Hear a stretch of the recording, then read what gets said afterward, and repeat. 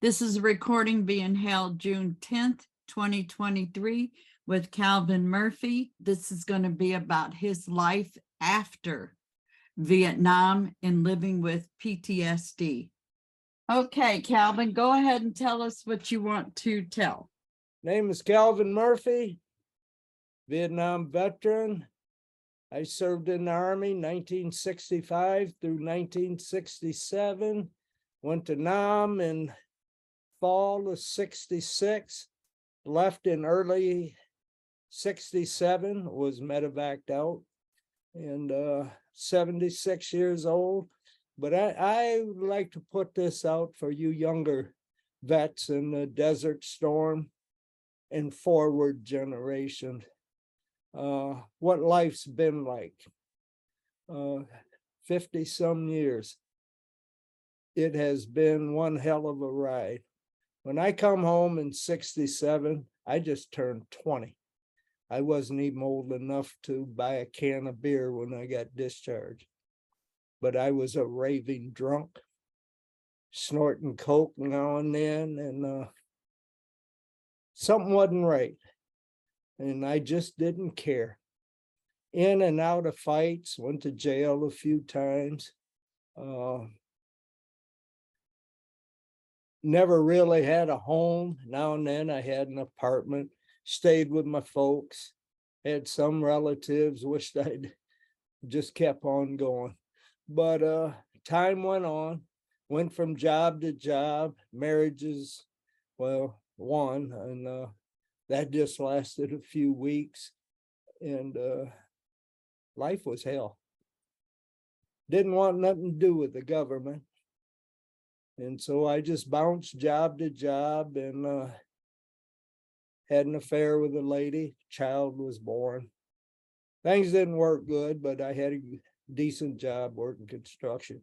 Anyway, problem come up with her and another guy, and there was a fight. Some guns came out.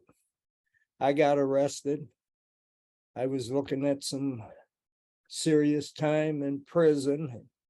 I had time to think on a lot.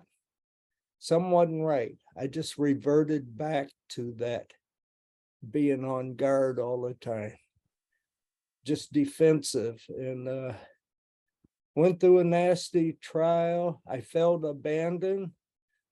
My brother-in-law at that time and a cousin who was a deputy sheriff, they were the only ones that came and stood by me, and I felt abandoned. Anyway, the jury came back and found me innocent. And I left and moved to northern Michigan after that. And family farms were up there. I still drank and stuff, and I just didn't care. Still just fighting. And take my word, I lost more than I won. But it took a long time. But I started getting where I would keep a job and stuff, and I got a federal job, seasonal worker, and I know I was just their token. I'm a minority. I just filled a slot. They would never admit to that, but the writing was on the wall. And got the job through the Vietnam Veterans Readjustment Act. And here I'm with all these college students. Used to make me so damn mad. You think you're better than me because you're a veteran? And these guys never even been away from home. I think about the guys we lost in Nam and stuff like that, and it brought the worst out in me. I had a problem keeping that job, but eventually things mellowed out. I got permanent, and things took a turn for the worse now and then. And hard to say sometimes. I would think of the guys I served with who didn't have the chance to even get a job. They were gone. And I had to get counseling, some serious counseling. And this was through my job. And like I said, it was federal. And then I realized we were from two different worlds, the veteran world and the civilian world. It's like trying to mix water and oil. And it made things hard. I was still drinking. And I used to volunteer to go on Western forest fires just so I could get away from the job, go to another state. And I found solace up in the mountains, away from everybody. I was in my element.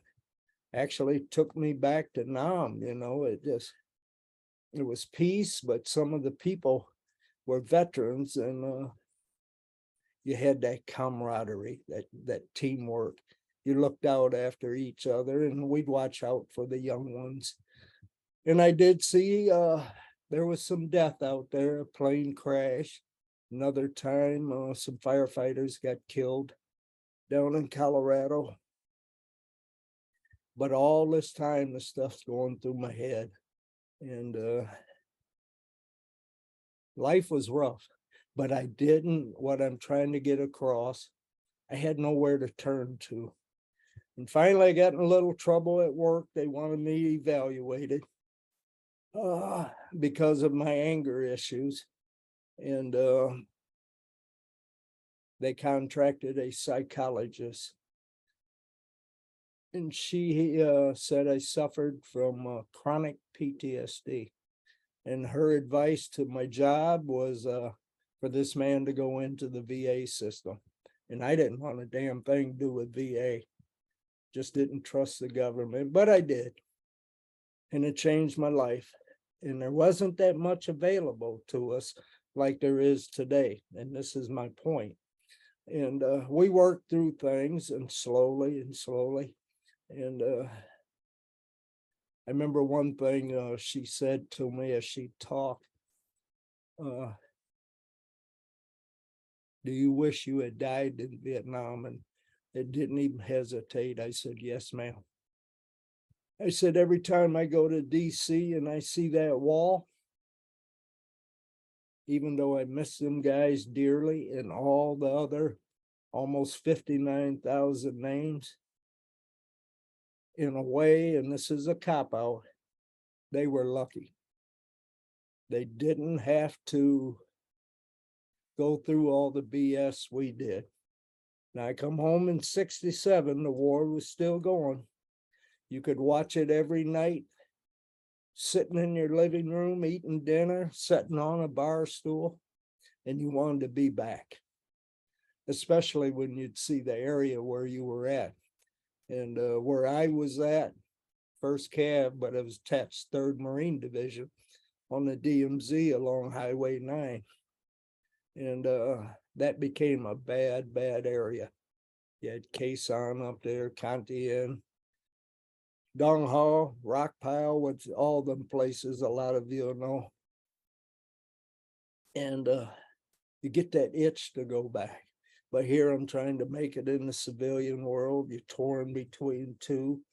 And this lady brought it out. But I said, yeah, they were the lucky ones. They didn't have to see how the country was going to treat them when they came home. Turned their backs on us. And through the time after even coming back, a lot of places didn't want to hire you. I never seen none in Michigan, but I remember seeing on the news. Now, this is in the mid-70s. American Legion, VFWs. No Vietnam veterans welcome. Here, I'm a snot-nosed kid, come home at 20, wanted to hold my head high.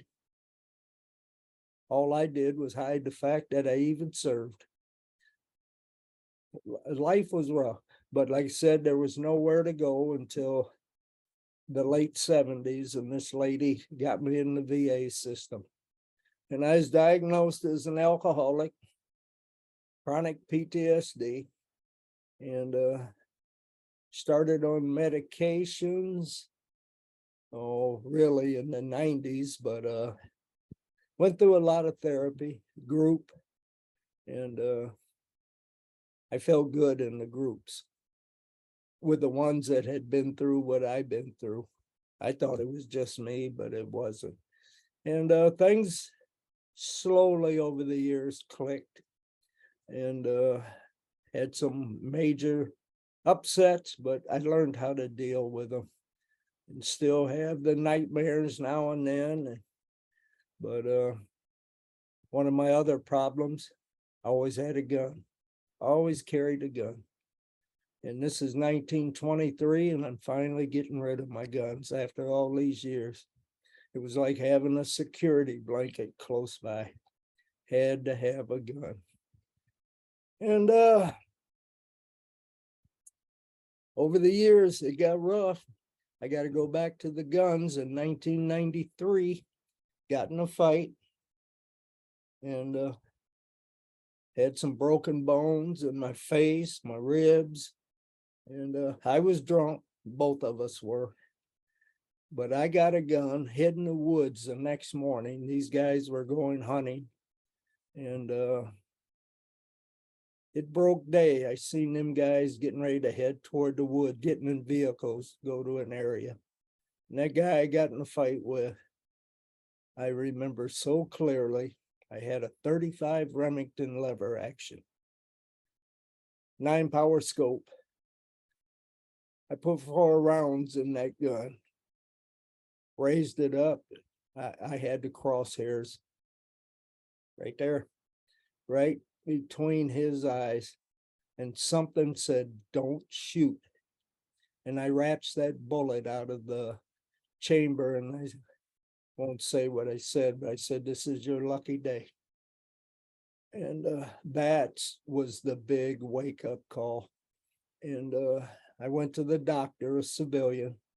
They took blood tests. They told me I had a case of alcohol poisoning, and they seen I was in the early stages of cirrhosis. So anyway, that really got me into the VA system. Didn't have insurance to speak of, and that was life-changing. The counseling, I started medications in 94, depression, anxiety, a lot of counseling, and they really opened my eyes up. And finally, I was on the upswing to some type of normalcy in life. Now, remember, this is 1993. I came home in 67 and battled with that for many years. And it was life-saving. And I'm trying to get across to you younger vets. I had nobody. A lot of my family wouldn't help. And I used to get so mad when somebody said they understood PTSD and didn't know a damn thing about going to war or nothing. But yet they had the answers. And they made it worse. So anyway, things started getting better. And I had a good therapist. And at the end of this video, I want to say thank you to him, Dr. Hayes. But started. And he put me on a road. He said he seen where I really perked up when I helped other vets coming out of combat. And he said that was helping me by helping others. And that set me on a path to just nonstop dedication. And me and him even started group therapy in our area, which we had none. We did TV interviews, trying to encourage veterans to come in. And we did seminars, 3, if I remember right. One at a hotel, one at a ski lodge, and one at the VA. And we had pretty good turnouts. And I'm proud of that to this day. Then my job was a rough job. I got permanent And there was issues there. He said it's a minority. I went to another part of Michigan, took a permanent job in an area I just loved, but the employees, it was a racial thing. Second or third morning I was there, I get up and here's all these crosses on my windows. And I drove into town and went to the foreman's house, and I said, I don't have to put up with this. And he was mad. We never figured out what it was. It looked like some type of wax. I don't remember. This is back very early 80s. And I left, but I got in trouble with federal law enforcement because I had a gun. And ironically, it was just black powder kit that I had put together, and I wanted to target practice with it. But boy. So anyway, they gave me my old job back. And I don't want to go into specifics where I was working. But things changed. And I did go back. I was drinking then. And it was rough. So now here I'm a Vietnam veteran. Nobody didn't want nothing to do with. We're a bunch of a-holes. I'm a minority, and I'm in an area where they didn't want minorities at that time. And life got rough. But then when I got with Hayes, he helped me. And that last fight I got in 93, I talked to a doctor and I got on a medicine called Antabuse, and it was given to alcoholics. And 60 days I took it. And that was October 1st, 93. And my brothers, with the good Lord, counseling through the VA and medication, October 1st, 2023, that's 30 years. I haven't had one drink. So it's again my point, getting help. Don't try to do it by yourself. Yeah, you're going to feel lonely at times, but there's help. And you guys have way, way more help out there than we did in the 70s and 80s. Take advantage of it. That's all I'm asking. Just take advantage. There is help. When you referred to talking about living with PTSD, you mentioned a little bit about some nightmares and things. Explain what you mean by you had nightmares, sounds of the war, and I don't know what tracers are. So can you share a little bit about your experience living with PTSD specifically? I put it this way. My last night in Vietnam on the job, as we call it, wasn't very pretty. Tracers, like a machine gun, every fourth round is a tracer. That's a red streak you will see. And we had a rough night that night. And that's a whole nother thing I'll go into a little bit. I was on temporary duty on a twin 40 Duster. They were waiting for a sergeant to come back from stateside, and I was going to move up to sergeant, buck sergeant. And I went on that track just for like 48 hours. Anyway, that night, we had concertina wire and we had flares tied into it. And the enemy crept up that close to us. They would shake that wire a little, tripping the flares. And we used to take metal cans, beer cans. And these were the old tin can, not this aluminum stuff today. We'd cut them in half and flip them. And we'd put a string with a piece of a toothpick or a twig, but we'd put one rock in it, and that rock would rattle in there. And they were shaking that. Anyway, I'm 19, temporary squad leader, and I called in hostile action to our front, request permission to fire. and came back denied. Observe, hold fire, and observe, out. They did it a second time, and it was scary. Anyway, one of my nightmares is from I wake up screaming, fire, fire, fire. Out of three wives, they all told me the same story, and them women never knew each other. So I guess there was something to it. And just the screaming and yelling and seeing them tracers coming at you. They opened fire, we opened fire, and I just don't remember it all, but it was nasty, and the sounds, and nobody died that night. It took me a lot of years to find that out. And that's one thing. The other thing I have nightmares about all these years, and I'll compare them to something in a minute. When we went on the DMZ, I was picked as one of 10 for an advanced team. And we got up there, and it was the area that became Camp J.J. Carroll, just east of Quezon on Highway 9. And we dug in. We were beat. We'd been traveling and taking turns on guard duty. I can't give you the specific times after 50 years. I know it was like midnight, 1 in the morning, might have been 2. I was going to do my 2 hours, and they didn't relieve me. All the guys fell asleep. And the Marines had told us nobody was to be out there. And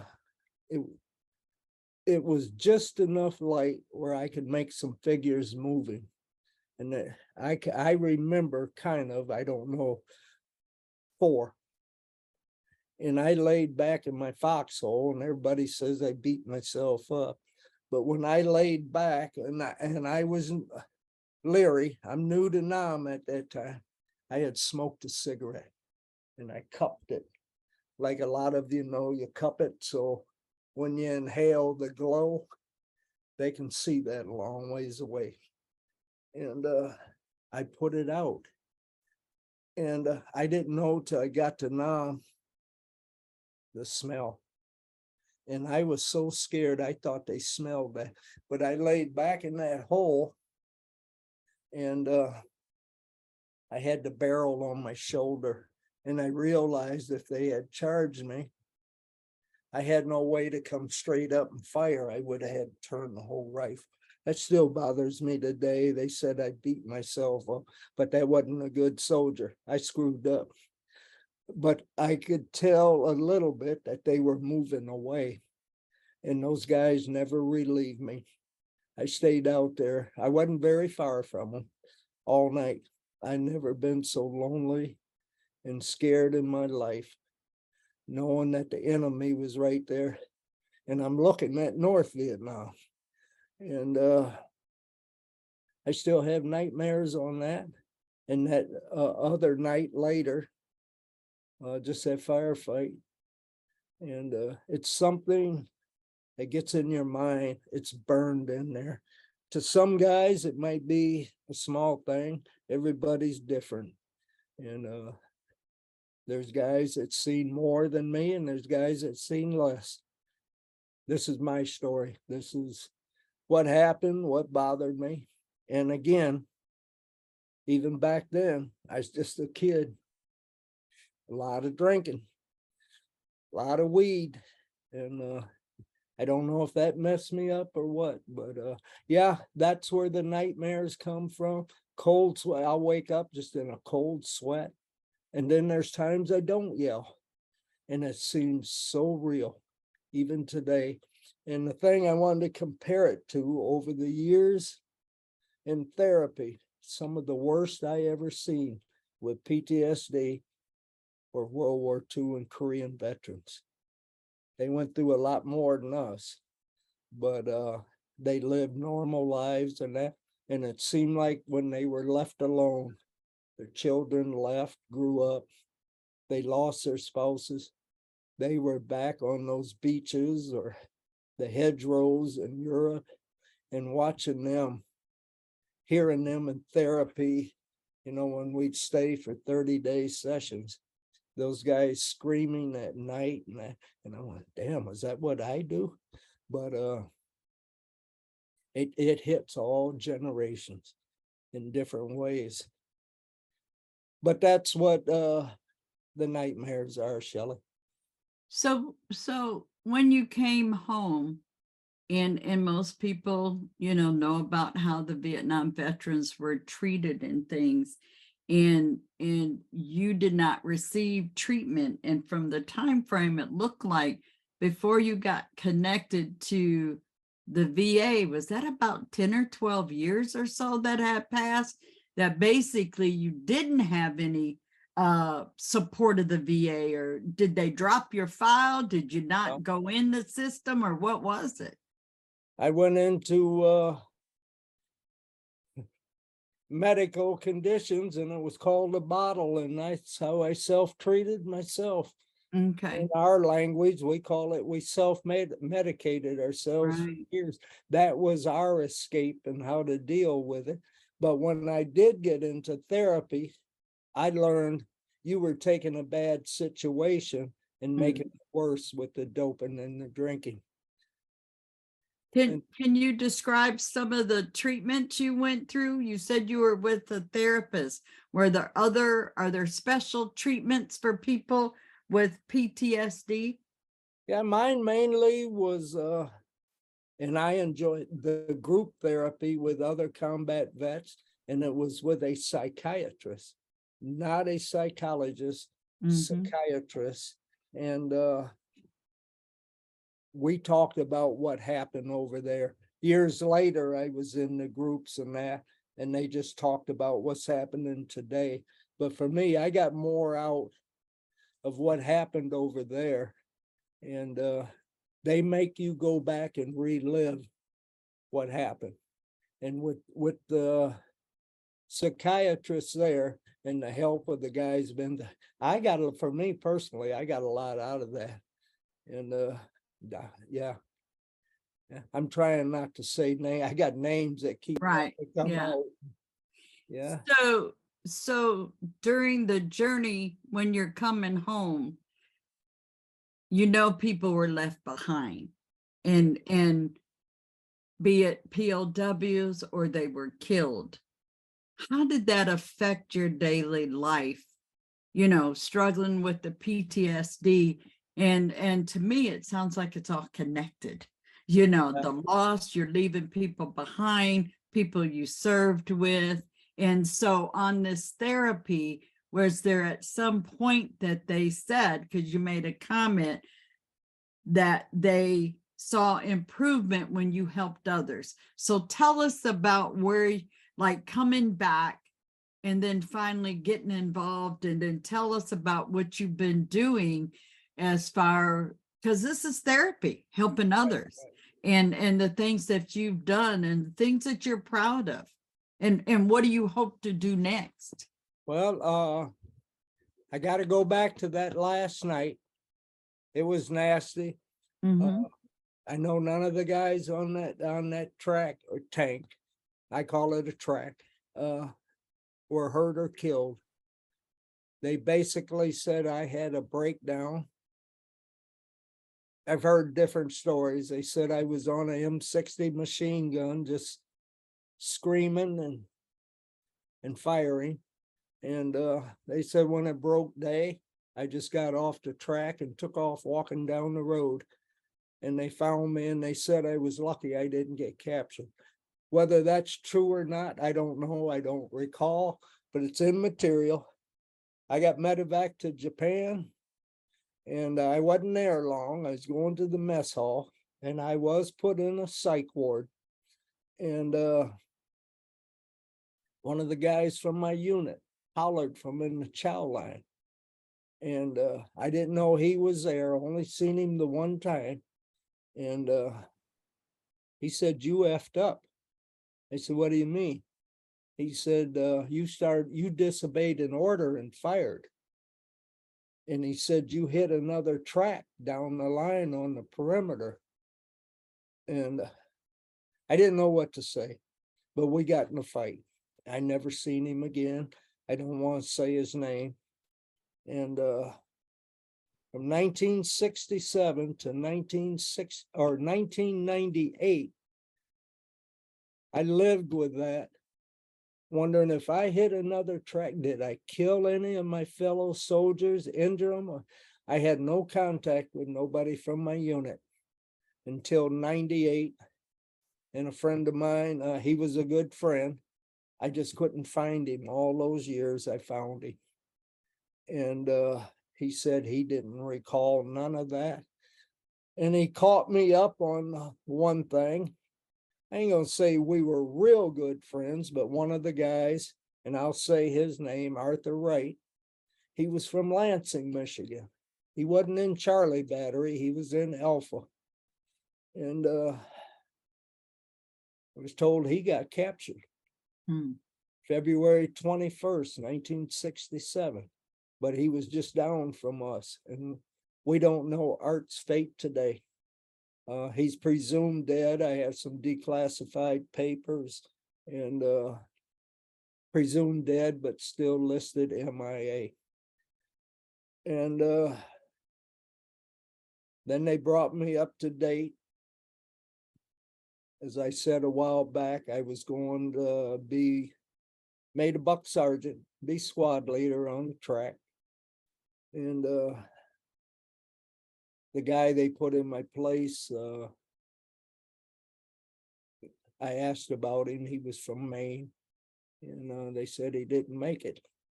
And I always feel that he took the bullet that should have been mine. He was in the commander's hatch. They were going down Highway 9, and I still talked to one of the guys that was on the crew. He said, Larry looked up because he was in the hatch. The guys were in the tub, and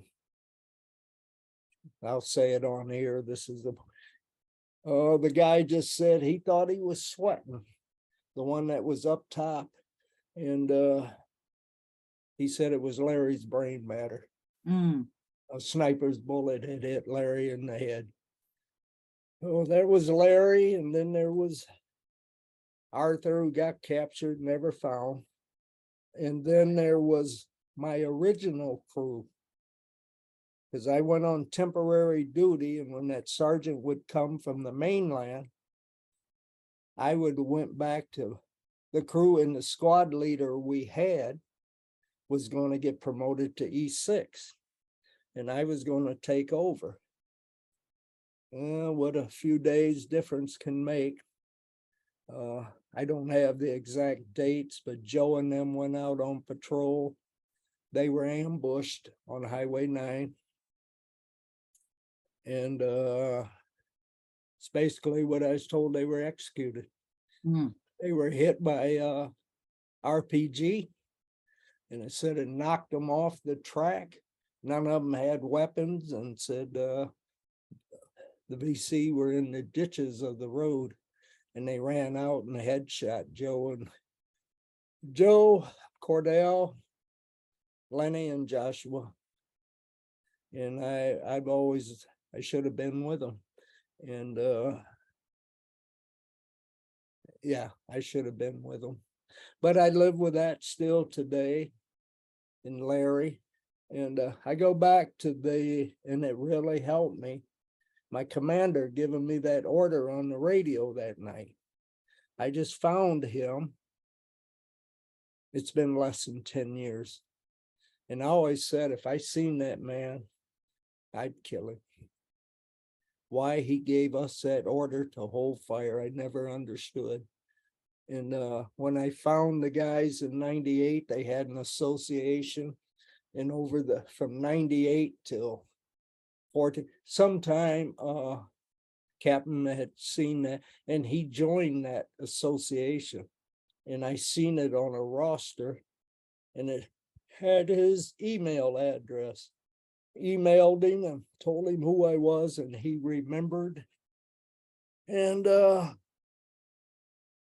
Told him I'd like to talk to him. He lived in Florida. He called me right up as soon as I sent my phone number. And we talked all through the night, and I was wrong. He did not give me the order. He was getting order from the Marines, and on the tracks, we had a field of fire. We had to stay within so we didn't hit each other on perimeter duty. And the Marines had a recon patrol out. They didn't know if they were in our field of fire, and the enemy was messing with us, tripping flares and that. And he said the minute I started screaming fire, the Marine said, turn him loose. And he said, Calvin, you did just what you were trained to do. And his words that still stick with me, he said, all of us have things that haunt us from over there. And he said, your voice on the radio that night bothered me. He said, I still have nightmares. He says, I can hear you whispering in the radio, hostile action to our front. And he said, I could sense the fear in your voice. And he says, I'm not putting you down. He said, we all had fears over there. He said, but my hands were tied. And he was telling me how he prayed, and all this happened within a couple minutes, but he said it changed our lives. And they shipped me out, and then I didn't get to go back with my original, never seen them again. And they all died. And yeah, that's a big, big part of the PTSD. And we always have the saying, leave no man behind, and we did. It's been 54 years, and he ain't came home yet. But anyway. So tell us about some of your accomplishments over the years. What have you been doing? You received treatment, you got in the system, and you're not drinking anymore, and you're about to serve another anniversary and no drinking. So share some of the accomplishments that you've been able to, and I'm going to say, kind of combat that PTSD with some of these, accomplishments and the things that you're doing. So share, which I think will be valuable to folks that are also in the same position to understand on things that they could be doing. Okay, number one, this is my big one. When my wife left me in 2005, had a rough time, had a breakdown again, had to go back to the VA. Thank God for them. VA gets a bad rap, but they do some good. But my ex had filed for divorce. I had no idea about it, and it hit me hard. And I gassed myself. Guess I didn't do too good a job. I'm still here. But it lit a fire in me. These SOBs, they just, I don't know. I started going through hearings for my divorce, and I'm thinking, what the hell is going on here? Everything was about my disability, combat earned disability, and what she was going to get. And I'm like every other veteran, you got a disability, you think it's protected.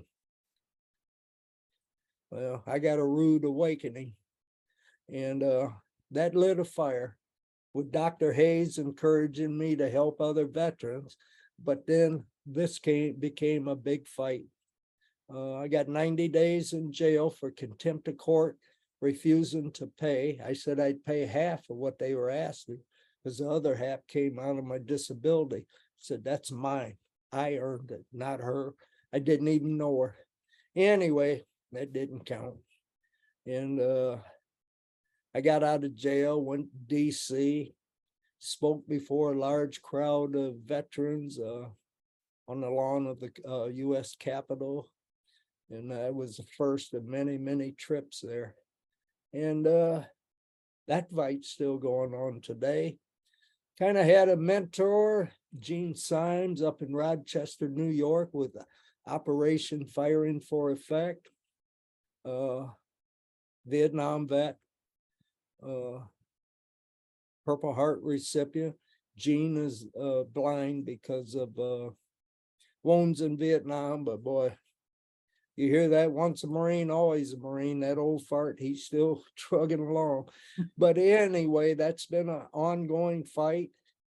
I've been to subcommittees, congressional, and spoke. Been around the country, Key West, and like I said, several trips to DC, Chicago, Detroit. And the fight's still going on, but we have made a little headway. But that's my main one. And then I got to put this out there. Good friend and brother, his name is Artie Mueller, up in New Jersey. And he's the national founder of Rolling Thunder. And I've done things with Rolling Thunder in Michigan and with National for several years. I don't know how many. And chapter 4 and 5 in Michigan, best bunch of people you could ever find. And good folks. I'm doing a project with them. One, we built a bamboo cage that's used in parades and that. And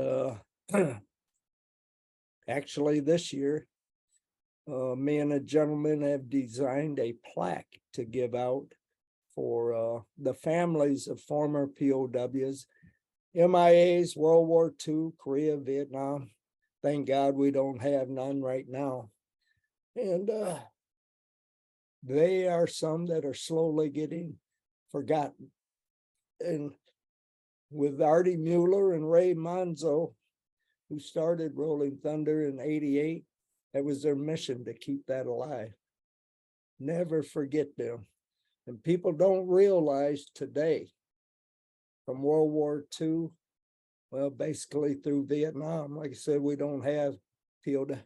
There's over 80,000 American military personnel still unaccounted for. You heard that right, over 80,000. World War II, Korea, and Vietnam. 80,000. 80,000 plus. And that's something you can look up very easily and confirm that. But other ones, well, I'm married to her now, but I married a Gold Star mother. Her son was killed in Afghanistan, 173rd Airborne Brigade, the chosen few. I took the lead. We raised, me and her, over $72,000 in 6 months.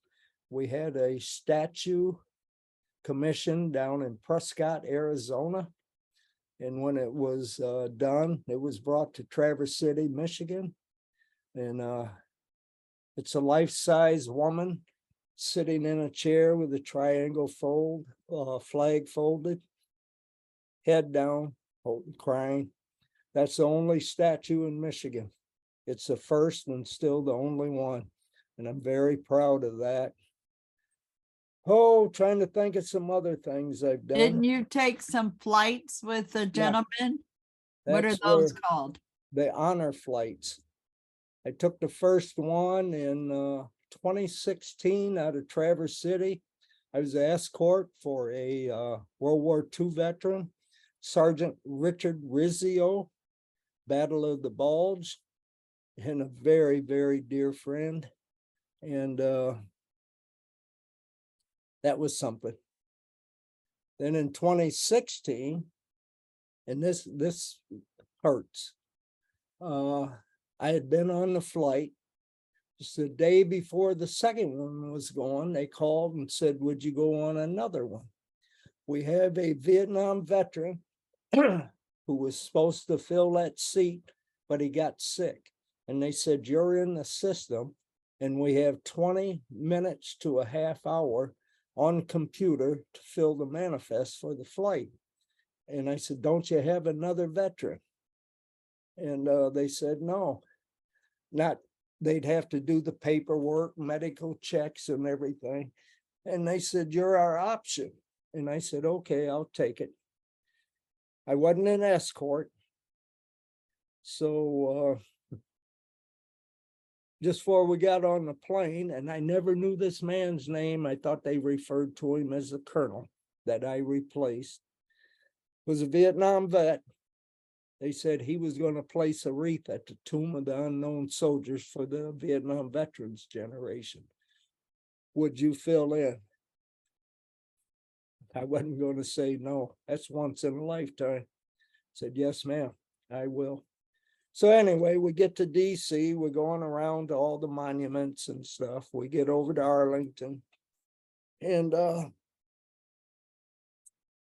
we're watching Change of the Guard, and they come over and told me how the procedure I had to go through to go up with the sergeant of the guard to the tomb and place a wreath. And the director of the flight tapped me and stepped aside, and she says, Calvin, I hate to tell you this, but we just got word the man you're replacing passed away about an hour ago. And that hit me. And I got through the thing. We placed the wreath at the tomb, took a step back, pulled up, salute, and I just had to look up and said, Colonel, that's for you. And then I had to snap back to attention and marched off. And that was a tough one too. But I was doing it for my brothers that served over there. Yeah, that was a good one. You won an award in 2015. Yeah. Veteran of the Year for the Grand Traverse area. It's about an 8-county area. Mm-hmm. And there's several thousand veterans when they combine. I think at that time there was like 38 organizations within that coalition. Yeah, I was shocked. I got picked for that. That's a great honor. Yeah. So you made a statement earlier that the therapist basically, again, stated that helping others, veterans, was good therapy. And the other thing is, who have you found on this path that you've been living? Have you reunited with a few other folks over time that you might have served with or some communication with? And where has that taken you? Well, when I found the guy, and I'll just say Hugh. Yeah. He didn't live far. I found him in 1998. A couple days after I talked to him, I went right down to his house. Remember my ex saying, I never seen two men act like that. When I got out of the truck, all we did was stare at each other and we just started crying. Mm-hmm. That was 98, and I hadn't seen him since 67. And he laughed. First thing he wanted, let's have a beer. And I said, well, I quit drinking in 93. Ah, you got boring, didn't you? But he was glad for it. But he told me about the group association. And I got reunited with many of the guys I served with. And even a few that we trained in New Mexico. And for various reasons, they didn't go. Just one offhand, I know he had a brother already in Vietnam, so he couldn't go. Mm-hmm. And I got to see a few of them guys, and very close knit, and that was therapy too. Sure. And then filling in a lot of the blanks you didn't go. It was hard. It was a bittersweet thing. It's like Art. I didn't know he got captured. I didn't know Larry had been put in my place, and he was killed. And it was hard things, hard times. Like I said, bittersweet. But I think out of all the therapy, being reunited with the guys I served with, that was probably the best therapy I had. And you've met some, Mhm. good So, guys, good yeah, guys. very good. And that's when you know you're not alone. It's Been a because you've long time. reconnected. Yes. Yeah. So some of the fears that you've experienced, what are you still dealing with since you've made some accomplishments? You're helping so many people and, involved in a lot of things that are connected with veterans and their families as well, not just the veterans. You've connected and helped a lot of families. But are you still struggling with some of those fears, which I'm going to say are still connected or directly connected to having PTSD? I still have that. I want to keep a gun, Mm-hmm. and that's a fight. That's like going through withdrawal with alcohol. I had over 25 weapons in my house at one time. And I think I'm down to like 3, just Mm-hmm. little 22 pistols and that. I had an assault rifle that was legal, purchased back in the 90s. And I've sold that legally. I want to get that out legally. And yeah, uh, I love to deer hunt, but that was always a struggle. I could never go with nobody. And I'd stay home, close to home, and hunt. Mm-hmm. I would have a problem if a shot went off close to me. I'd pull up and ready to go to work. And even though I know it was wrong, it's just in your head. So I hunted close to home. I wouldn't go with the guys. I used to, but there was the group I used to go with, there was just too much drinking and unsafe. And I'm a loner when it comes to that. But some people, even today, I have problems. Uh, Real know-it-alls, especially a few that weren't even veterans. And they're younger guys. I get a kick out of watching them when they think they're scaring you. They're bad, they swell all up in that. And I just laugh. They're 20, 25 years old, younger. And I'm thinking, they don't even know what the hell fear is. And Right. that's why I say seeing tracers coming toward you, or hear a mortar round being dropped in a tube and spit out, and just, oh God, don't let it come my way. I was never in around artillery fire. Uh, it's mortars and weapons, small guns, small arms, and but they don't realize what they do to a veteran with PTSD. They're making problem. He's working on something, and they're making it worse, and they just don't understand. I'll bring up one remark. A friend in my area, former Marine, went through TET in '68. I was long home. There was one fight during TET. I'm trying to remember the exact. The Marines lost like 245 Marines in one day. That was some bad fighting. And this man was in that battle.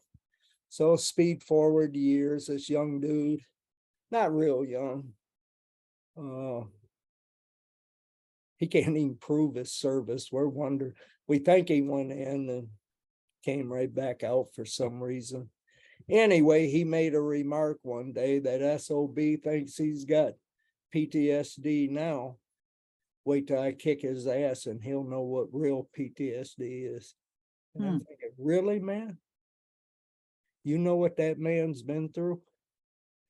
And you're supposed to be a champion to veterans, and you're going to say something like that? You know, and it's stuff like that that hurts guys like me and this other guy. You hear stuff and you want to fight. Well, one, you're getting old, you can't do it much anymore. If I had to, I would. But guys like us, it goes back to the 60s. everybody's turning their back on us. And so I guess this guy thinks he's a medical expert and gonna whoop somebody and do something. But what this man went through, I've known him many years. He's lucky he survived. Mm-hmm. But to have somebody like that say something, then you got your know-it-alls and that. But I don't think civilians know how much they hurt people like me and others, not knowing. They think they know. Yeah, my grandpa, he did this and that. I know. No, you don't. If you weren't there, you don't know a damn thing. Nothing. And so that's the way it goes. So what would be your number one thing? And I'll do this and then ask you this question. And then you said you had some people you wanted to thank. And so, but what would be the one thing message to the younger veterans? And you've said a few things, but in a perfect world, if you had a opportunity and you got a room full of the veterans, and I'm going to say even active duty today, and the folks that are, or folks from Afghanistan, whatever, coming back, what would be your number one thing that you would either recommend that they do or get involved in? What do you recommend? You already mentioned about get help and you're not alone. But is there anything else you wanted to share with them if you had the chance and had that audience? Yeah. First, I'd say pray for peace. Let's pray for peace and hope nobody, this younger ones coming up, have to go through what we did. Wouldn't the world be nice if the guns were silenced? Mm-hmm. But then there's help. I wouldn't get into the sergeant ranks. I got close to it, but get your head out your ass and go get help. It's there. You guys have so many opportunities. It just makes me sick when I see this, like 22 a day taking their lives. Mm-hmm. Why? Go get help. It's not going to make you less of a man. Mm-hmm. Go get help.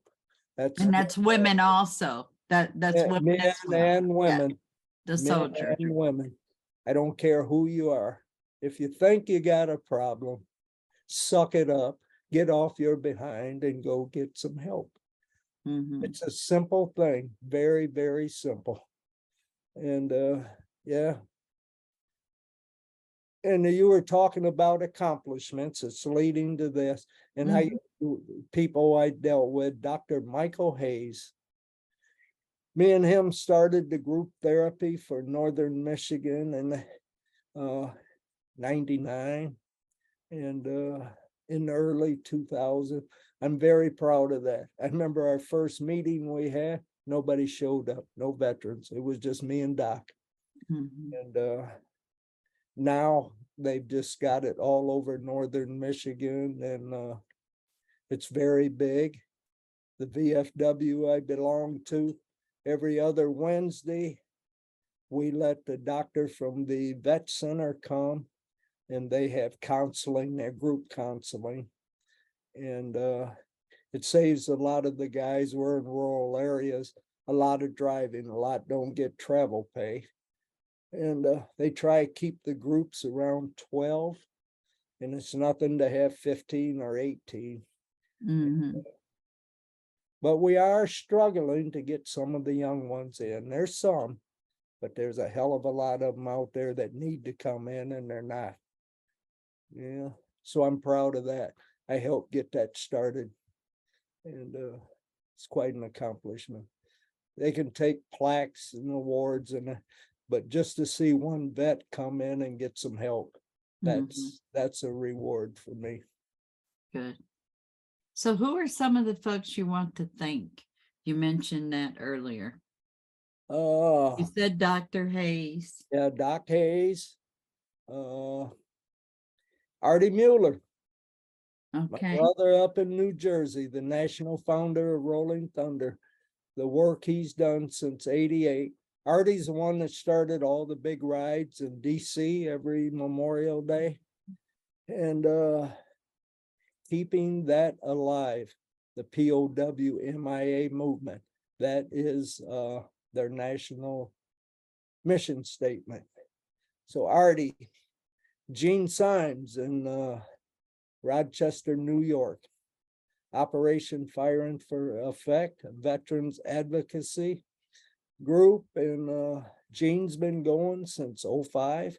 I think I said earlier, wounded Marine, he's blind, but he's all Marine. Yeah, I'm trying to think of who else I could shout out to. Dan Ashcroft, Dan Ashcraft was my service officer. When I finally got in the system, and they said, you need to be rated. Dan was a Marine up there on the DMZ where I was. We were there different times, but it's a good man. And he's another one with Doc Hayes. Helping others will help you. I stuck by that. And probably Captain Neely, my CO. Okay. Said I had such bitter feelings until I found him. He explained, and it's like a father to me. Great. Good man. I'm very close to him and his wife and thing. And the Grand Traverse Area Coalition. It's an excellent group. Always there for the veterans, doing a lot, and especially the group 22 to None. They belong to this coalition, and over the years, we've had, I want to think 5 or 6 that we've had that we knew committed suicide. And yeah, the rates are just unbelievable. The rates of suicide. So yes. No, it's that living. A lot of it's just the psychological coming out of combat. Sure. The ones nowadays, they didn't have to go through with my generation, the protest and turning their backs. We're there to help them, but they just crawl in a hole and trying to get them out.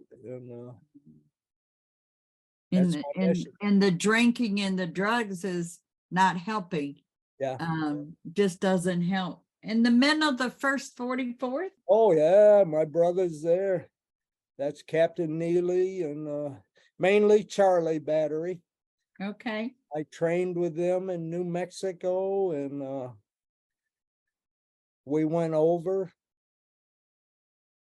I don't know.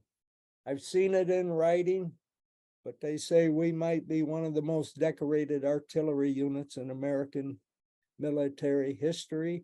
But with the quads and the searchlights, we lost a lot of personnel, 230 roughly. And that was from 66 to 72. And then, like I said, just thanking them guys, and they've been a big help to me over the years since I found them in '98. But one thing I found out, a lot of them were going through the same thing I was. I know the name won't mean nothing, but Popcorn. Talked to him up in Minneapolis. I want to say that was '01. And after the reunion was over, wasn't 2 weeks, we found out he leaned over a 12-gauge shotgun and pulled the trigger. And we thought he was just drinking heavy. Then over the years, we figured out he was saying bye to us. Right. Yeah. Anyway, you suffer silently, but you got it. It don't work. It don't work. I probably said more to you tonight than I've ever said to you since I came home. Right. About what happened. And I don't know, for a long time, it just still sticks in your head. Right. Way we were treated when we came home, you were ashamed to say you were a veteran.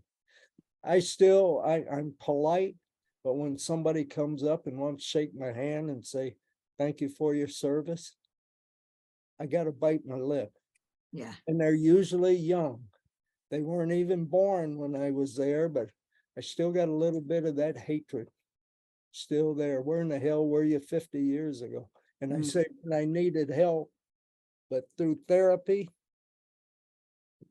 they say, you're saying two things. There was no help, but did you ever reach out and try to get it? And I didn't. So they're right. That's kind of things they throw at you. And it makes sense. They make you think. I know Doc Hayes always, his big thing was think before you react. And that was hard for me, especially when I was drinking. You just reacted. And it goes back to the way you were trained. But And I think some of the training doesn't help what you have to deal with when you're done and out of the service. Because you're trained, you got your mission, you got your directions. You also have your loyalty yeah, as well. And then you think of everybody that's around for you. My vision of a soldier is that I'm accountable for everybody that's around me. I don't have to be the person in charge, but if I'm out in the field, we're out there as one, and everybody just needs to watch out for everybody else. So, you know, and again, the mission that you have with this video is basically that help is there and please take advantage of it, you know, and things like that. So because the resources and the help is out there, and especially to the younger generation now, people that are coming home now from the service or that have been home, you know, 10, 15, 20 years from different things that's been going on with the country. Your whole mission is that get help, find the veterans unit, find out where everybody's at, you know, help others, and then you help yourself right there. And I think the families need to be involved with that as well. So I hope they get to listen to this. We're hearing from you, but it also needs, because everything the drinking, and I'm going to say the drinking, the drugs, the flashbacks, the nightmares, those are things that happen in the house. And so the family is affected. So the family also needs to seek help and to understand, or to attempt to understand, what is their role? What can they do? Just like you're saying, you know, until you got that right person that helped you, then you could see something more positive coming out. And again, you've helped so many. So I'm gonna, unless you have any other parting words. Or I want to add to that. Sure. When that veteran goes in for help and counseling, take your spouse with you. Take your children with you. Yes. Let them see what you're dealing with. Yeah. It's a two-way street. You can't do it by yourself. And great advice. Yeah. Great advice. Well, we appreciate the opportunity, and I hope that people will listen to this and share it and seek that help. And we can always add some resources and things, you know, where this video will play, and make sure people have the opportunity that if they don't know where to go, but make sure there's places to contact them. Yep. So, you can. So all I'm going to say is go get help, follow some advice. I can be found if you want to contact me. And a lot of you old vets, you ain't never heard it, but carry on as you were. Over and out.